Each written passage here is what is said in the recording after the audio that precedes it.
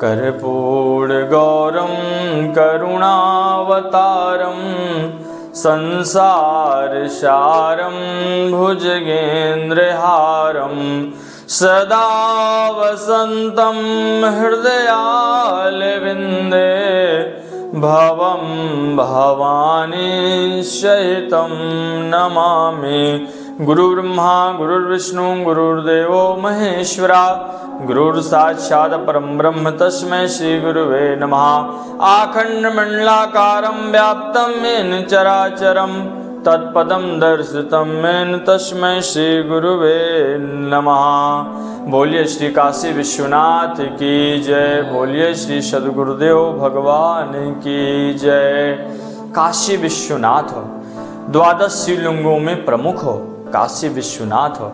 काशी विश्वनाथ एक ऐसी धार्मिक पवित्र नगरी है जहाँ पर ज्ञानवान और मरने वाले व्यक्ति वहाँ पर पहुँचते हैं। मरने वाले का तात्पर्य मोक्ष जिसको चाहिए, जिसको जीते जी सुख शांति और मरने के बाद में कैवल्य अर्थात मोक्ष चाहिए, वे काशी में जाते हैं। और जिसको ज्ञान चाहिए तो बाबा विश्वनाथ की नगरी में वो प्रवेश करते हैं। इसमें किसी दिन हम और सत्संग करेंगे भगवान काशी विश्वनाथ जी को लेकर, लेकिन कहा जाता है कि काशी विश्वनाथ जी से पहले इजाजत हमें उनके कोतवाल से लेनी पड़ती है। कोतवाल कौन?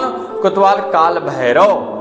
तो सबसे पहले आज हम काल भैरव जी से प्रारंभ करते हैं कि काल भैरव कौन हैं, काल भैरव काशी विश्वनाथ में कैसे प्रवेश किए, उनका पूरा वृत्तांत क्या है, उनका चरित्र क्या है।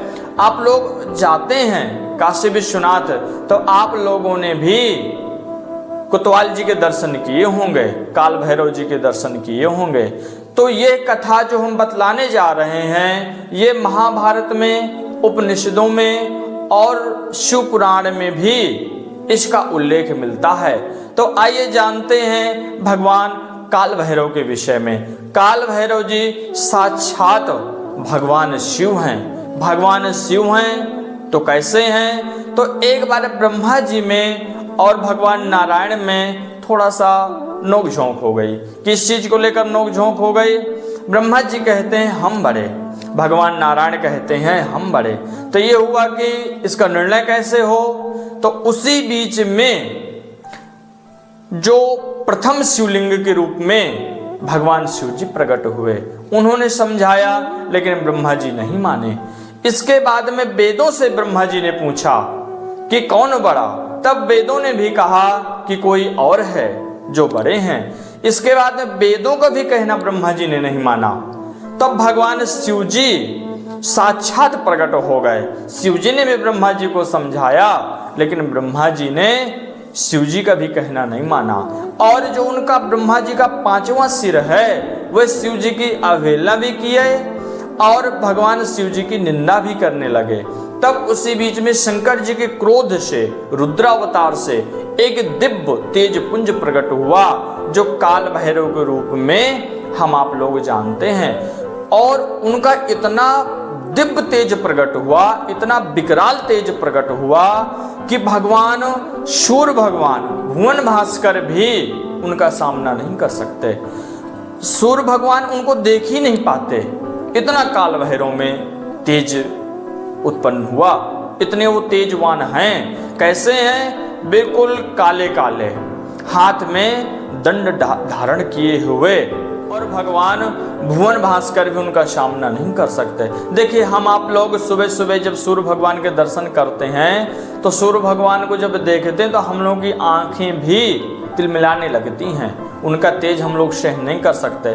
तो सोचिए कि सूर्य भगवान जिनका सामना नहीं कर सकते, ऐसे भगवान काल भैरव हैं जो कि भगवान साक्षात शिव हैं। तब जब उन्होंने काल भैरव जी ने देखा कि जो ब्रह्मा जी का 5वां सिर है ये भगवान की निंदा की है, तब उन्होंने नाखून से ब्रह्मा जी का सिर काट दिया। और जब काट दिया तो वो ब्रह्मा जी का सिर काल भैरव जी के नाखून से चिपक गया। क्यों चिपक गया? क्योंकि ब्रह्म हत्या लग गई काल भैरव जी को। अब ये हुआ कि अब वो ऐसे ऐसे करने लगे लेकिन अब वो न छूटे तो वो परेशान हो गए। परेशान होकर के उन्होंने भगवान शिव जी से पूछा कि प्रभु अब हम क्या करें, ये तो चिपक गए। तब भगवान शिव जी ने कहा इसका प्रायश्चित करो। प्रायश्चित कैसे करो? तीर्थों में भ्रमण करो, तीर्थों में जाओ। तो भगवान काल भैरव जी अनेक तीर्थों में जाने लगे। कथा ये भी आती है कि जो ब्रह्म हत्या लगे तो भगवान शिव जी ने उसको कन्या रूप बना करके काल भैरव के पीछे लगा दिया और कह दिया कि हर जगह जाना लेकिन काशी में प्रवेश नहीं करना, क्योंकि काशी में प्रवेश करते ही तुम्हारा अस्तित्व नष्ट हो जाएगा, तुम ब्रह्म हत्या, तुम नष्ट हो जाओगे। तब वो कन्या के रूप में काल भैरव जी के पीछे पीछे वो कन्या चलने लगे। काल भैरव जी अनेक तीर्थों में गए, लेकिन ब्रह्मा जी का जो सिर था उनके नाखून से चिपका रहा। तात्पर्य ब्रह्म हत्या उनकी दूर न हुई। तब उन्होंने नारद जी से भी पूछा, लेकिन कोई उत्तर न मिला। तब अंत में भगवान नारायण जी से उन्होंने पूछा कि प्रभु हम क्या करें। तब भगवान नारायण जी ने कहा कि आप काशी जाओ, काशी जाते ही आपकी ब्रह्म हत्या दूर हो जाएगी। तब काल भैरव जी बिना विलंब करते हुए काशी में प्रवेश करते हैं और महाराज जैसे ही काशी में प्रवेश करते हैं तो उनके नाखून से चिपका हुआ ब्रह्मा जी का सिर वो तुरंत गायब हो जाता है और वो जो कन्या पीछे लगी थी ब्रह्म हत्या रूप में वो भी तुरंत गायब हो जाती हैं। अब काशी में पहुंच करके काल भैरव जी गंगा जी में स्नान करते हैं और स्नान करके वहीं पर रह जाते हैं। कहते हैं काशी के जो राजा हैं वह भगवान शिव हैं और जो कोतवाल हैं वो काल भैरव हैं, इसीलिए वहां पर बड़ी महत्वता है। तो इस प्रकार से उनकी ब्रह्म हत्या दूर हुई। और काल भैरव जी का दर्शन महाराज इतना महत्वपूर्ण है, इतना फलदायी है कि जिस व्यक्ति की शनि की दशा खराब हो, साढ़े क्षति लगी हो, ढैया चल रहा हो, तो सिर्फ दर्शन करते ही काशी में कोतवाल जी के सब नष्ट हो जाते हैं।